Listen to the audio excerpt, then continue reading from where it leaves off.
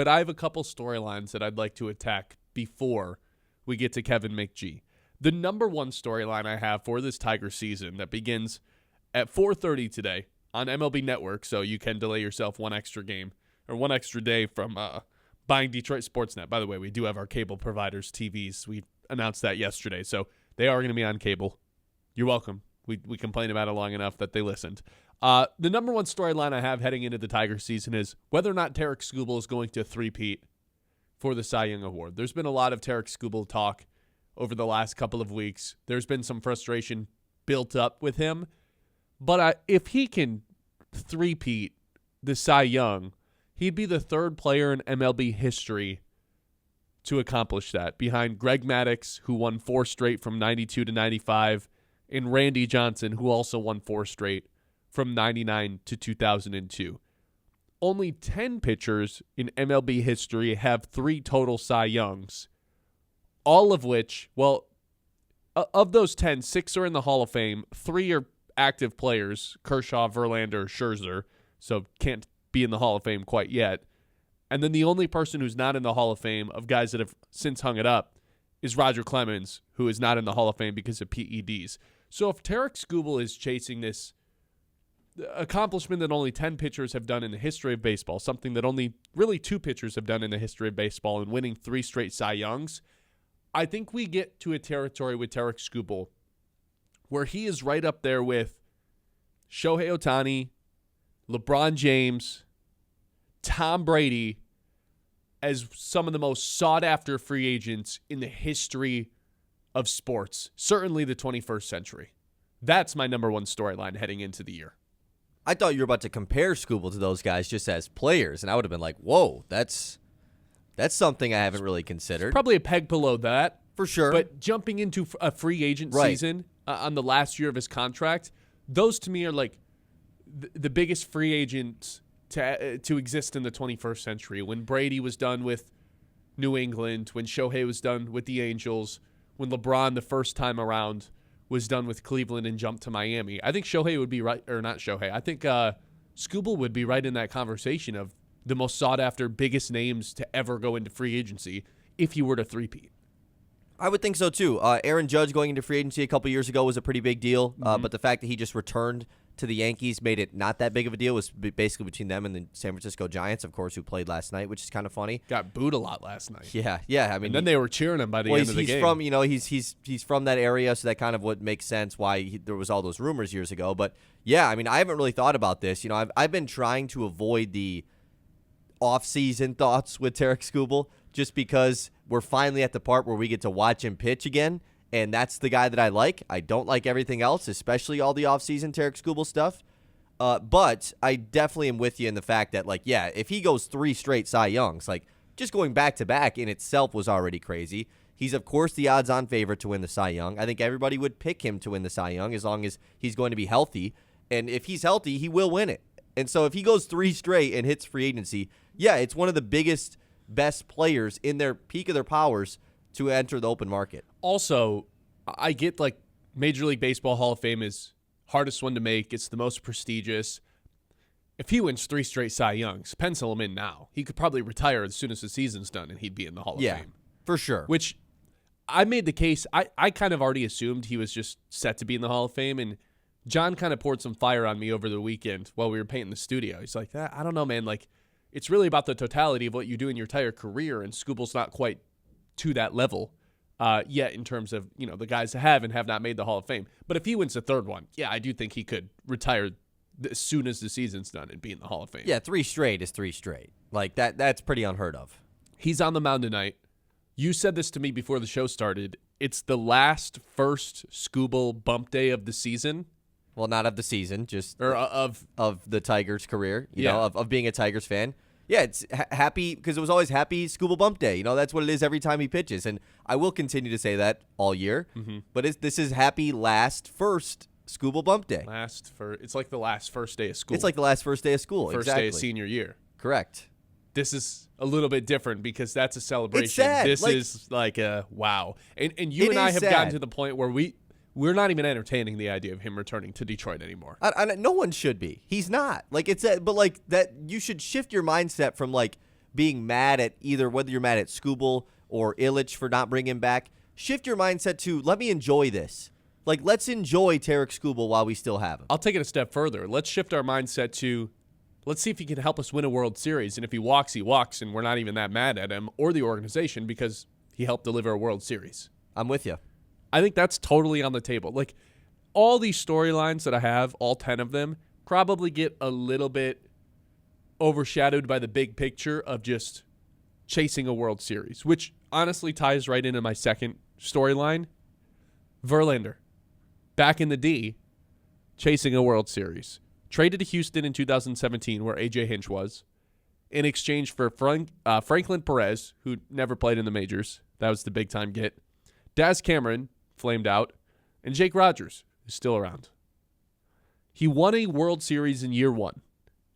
Wins another World Series in 2022, and along the way, he wins a Cy Young in 2019 and 2022. I know he had the quote earlier this offseason that he wanted to go into the Hall of Fame as a Tiger and not an Astro. But this is an opportunity to have a true storybook ending to a career, like a sports movie ending, full circle, back with the team you came up through, back with the first organization where you had all your success, where you never quite got your ring. This is how the TV show, the movie, is supposed to end, with Tarek Skubal, for that matter, too, and Justin Verlander both holding up a World Series trophies at the end of the year. He's also chasing 300 wins. He's not going to get that this year, but wants to get to that at some point in his career. He's at 266 right now. Most wins of any active pitcher in baseball. I think that's my number two storyline is Verlander chasing a World Series. Yeah, I think it's just Verlander being back in general. Like, the fact that the Tigers are chasing a World Series makes it even cooler. But, I mean, the fact that Verlander is back, this is something that Tigers fans and just people in general had been talking about and wanting for a few years now, even back before he joined the Mets or joined the Giants. It was post-Houston days. Like, everybody wanted Verlander to come back to the D. And now that he actually has, in a position where it feels like a last dance type of season, and it's not, because the Tigers have Kevin McGonigal, who's like supposed to be the future, and they have all these prospects. Like, it's not a true like win it or you're done type of season, but it does feel like that, especially with Justin Verlander coming in. And so this rotation is the reason why you feel so confident about the Tigers. Justin Verlander was San Francisco's number 2 last year. He was the Mets' number 1 or 2 when he was there. He was Houston's number 1 or 2. Like, he comes here to Detroit as the fourth guy. I mean, he is fourth in the rotation, but like, if everything works out, he's your third best pitcher, even if he's awesome. Like, that's great. There's not a lot of pressure on him. The fans are going to love him. I just think that overall, like, him chasing a World Series with this team, he will go into the Hall of Fame as a Tiger. I have shifted my mindset on that because I always thought it would be with Houston. Him saying it, like, I think, and coming back to Detroit, obviously, I think plays that he will. He will. And if he says he will, he will. But there is something about it, like, you could make the argument for either or right now with that second Cy Young and the 2 World Series he had. Yeah. Like, the most of the success he had in his career, of course, came in Houston. I mean, it just has. Yeah, the MVP in Detroit, I like, really plays. Yeah, a pitcher winning the MVP, pretty unheard of. Kershaw, Verlander, but if he can put together a halfway decent season and the Tigers actually get to a World Series again and potentially win it, like, Tigers chasing a World Series, Verlander being back, they go together because those two things wouldn't be happening. Verlander wouldn't be back if the first thing wasn't happening. Right.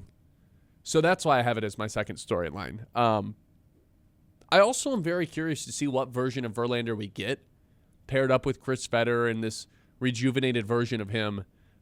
Because last year there was really 2 versions of him. Pre-All-Star break, the Giants were 0 for 7, or he was 0 for 7, with a 4.70 ERA. Post-All-Star break, 4-4 with a sub-3 ERA. Those are 2 completely different stories of the season. So I am curious to see what version of Justin Verlander we get. You mentioned last dance for this Tigers team, that it's not quite a true last dance because you have McGonigal and you have Green. I'd almost say it's closer to a last dance than not, though, because of the pitching staff. 4 of the 5 starters after this season are free agents. We know Skubal's not coming back. we have no idea if Verlander's coming back, but even if he is, it's like he's awesome to be here because he's the third or fourth guy. If you're asking him to be more than that, then I think it's a little bit different. Casey Mize, free agent, could be. I'll get more into Casey Mize in a different storyline a little bit later on. Jack Flaherty, another one. The pitching staff, no matter what next year, is going to look completely different. Not to say it's going to be bad, because you have Melton and you have Job, guys that you're intrigued by. Olsen as well. And Olsen, guys that have upside, but it's going to look a lot different. And it's not going to be as good as it is right now. Yeah, that's probably the best way to put it, is it's just going to be different, because I don't think they're like screwed as far as, well, their pitching staff's going to be terrible next year. Because, like you said, Jackson Job probably will be the star of the rotation next season with Framber Valdez. It's a dice roll, though. It is. There's no guarantee there. Troy Melton, you feel pretty confident in, obviously starting the year on the injured list, so hopefully at some point this season he'll be, getting back to those steps. And then Reese Olson will be coming back.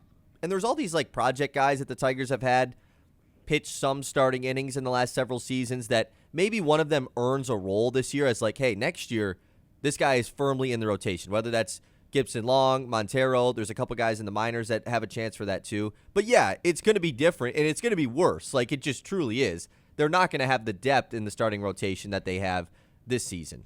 Well, I have 10 storylines, and I've only gone through 2 of them, and we're 14 minutes into the show and have to take a break. We'll try to speed through some more of them when we come back. This is the Ben Bosscher Show. It's Tigers opening day. We've got March Madness back on. You were saying earlier that this is a bad week for sports because of the in-between of March Madness and opening day before that. What are you talking about, hold man? up. This Press is the brakes. incredible. I said that the Monday through Wednesday of this week is really rough because you're just waiting. But I also said pre-show, this day, today, I'd love to hear feedback on this. This has got to be a top 10 day in the world of sports, right? Correct? For 2026, the way everything lines up, yeah, I would say so. Maybe even top 5. Opening day and Sweet 16 of March Madness on the same day in Frozen 4? Except the best game of March Madness today is at 10:05. Yeah. Which is just insane. You got to catch baseball. I got to catch Dodgers Diamondbacks, And the thing that's kind of swept under the rug right now, which rightfully so, it's going to be third. Frozen 4 tournament. A lot of people into college hockey these days. Right. Michigan State, both 1 seeds. Michigan State's in action at 1:30 today. A lot of good stuff coming up. I think this is a top 5 day. I really do. This weekend in general is just kind of insane. It's an insane weekend. Starting today. And Thursday, I've said it before, I've said it again. Thursday's a new Friday. Once you get to Thursday, you're cruising. Hot take. And once we're here with the Tigers on, with March Madness starting, it does feel like the weekend gets to start.